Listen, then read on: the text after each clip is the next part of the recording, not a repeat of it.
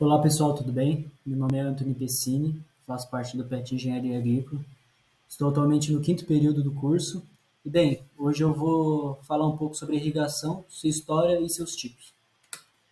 Bem, eu vou começar falando sobre sua importância, em seguida sobre sua história, depois sobre seus tipos e, por final, a irrigação de precisão. Bem, em relação à sua importância, o primeiro pilar é em relação ao aumento da produtividade agrícola, porque ela proporciona uma segunda safra no ano, para culturas anuais, no caso, né? E isso faz com que ela tenha uma redução da dependência de chuvas, com que as culturas tenham uma redução da dependência de chuvas. E bem, em consequência, também tem a expansão da agricultura para regiões áridas e semiáridas. Por exemplo, nessa foto é no deserto, localizado em Israel, em que há uma cultura graças a pivôs centrais. E também sobre o uso eficiente dos recursos naturais. Bem, agora comentando um pouco sobre a sua história, a irrigação, do jeito que nós conhecemos, se inicializou no Egito Antigo. As primeiras evidências foram em torno de 6.000 a.C., com sistemas de canais e diques, e elas foram bem caracterizadas por sua produção em áreas áridas, como no Rio Nilo, localizado na África, em que ele atravessa o deserto do Saara, por exemplo. Passando para Idade Média, na Pérsia Antiga foi feita as criações do Kanates. Kanates são essa estrutura de irrigação, né, na foto presente no slide, em que, primeiramente, é feito um túnel até o centro, em direção ao centro da Terra, até achar alguma fonte de água. E quando é achada alguma fonte de água, é feito um túnel até o local de irrigação e depois são feitos túneis menores para a pressão levar essa água subterrânea até o local de irrigação. E também no árabe islâmico foram criadas as rodas de água, como por exemplo aqui nessa foto. E por fim, na China, sobre os sistemas de irrigação e barragem. Bem, em seguida, comentar sobre a Revolução Industrial do século XX, em que foi caracterizado pelo uso de motores a vapor e a gasolina. Caracterizado também pelo crescimento popular exponencial, foram criadas essas barragens em grande escala, em grande proporção. E no Israel teve o surgimento do sistema de gotejamento, que é um dos sistemas mais eficientes atuais, que eu vou comentar em seguida. Bem, passando para a época moderna, para a era moderna, é caracterizado pela agricultura 4.0, e em que há a presença de irrigação por precisão, que nela é caracterizado pelo uso de sensores, computadores, drones e satélites, e também pelo aumento da produtividade e da diminuição de desperdício de água e dos recursos naturais.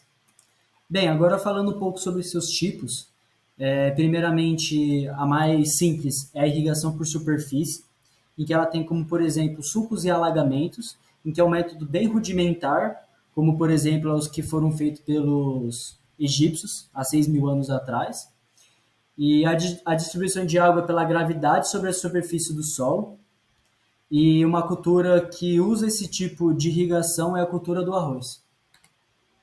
Agora, falando sobre suas vantagens, ela tem uma maior produtividade devido ao controle do ambiente e da água, que reduz as competições com plantas daninhas, né? E a sua desvantagem é o alto consumo de água e o custo elevado da infraestrutura. E também em relação ao alto consumo de água, que você não tem muito controle sobre a irrigação, né? Se sobre o desperdício ou não. Agora eu vou falar sobre a irrigação de dispersão, em que ela é caracterizada pela água sendo bombeada por aspersores. Ela distribui a água em forma de gotas ou microgotas.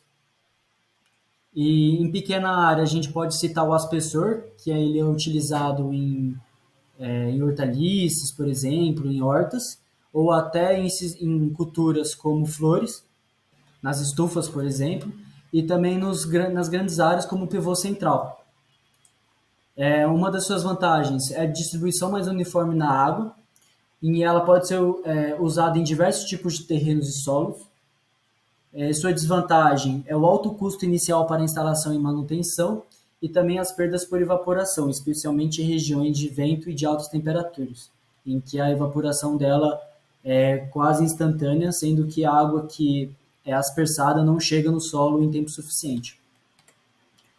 Bem, agora eu vou falar um pouco sobre a irrigação localizada, que é, por exemplo, o gotejamento, em que ele tem uma alta eficácia, e a aplicação, o que diferencia dela das outras irrigações é a aplicação diretamente na raiz. E também um outro exemplo é microaspersão, como na imagem abaixo. Bem, agora eu vou falar um pouco sobre a irrigação de precisão. Ela otimiza os recursos hídricos, ela fornece uma maior quantidade exata de água para a cultura e também reduz o desperdício, e aumenta a produtividade e melhora a sustentabilidade. Algumas tecnologias usadas são os sensores de umidade do solo, o sistema de irrigação automatizado, o uso de drones e o geoprocessamento e mapeamento digital. Bem, suas vantagens é a eficiência do uso da água, o aumento da produtividade, a redução de custos e também a sustentabilidade ambiental. E, bem, agora falando um pouquinho sobre os desafios e o alto custo de implementação. Aqui no Brasil ainda é muito difícil a gente ver irrigação por precisão por causa dos custos elevados. E a manutenção e treinamento também é algo que exige muito, que no Brasil faz falta, e também o acesso à tecnologia. Bem, essas foram as fontes usadas. E é isso. Espero que vocês tenham gostado. Esse é meu e-mail institucional, caso vocês tenham alguma dúvida. Agradeço a atenção de vocês. Muito obrigado.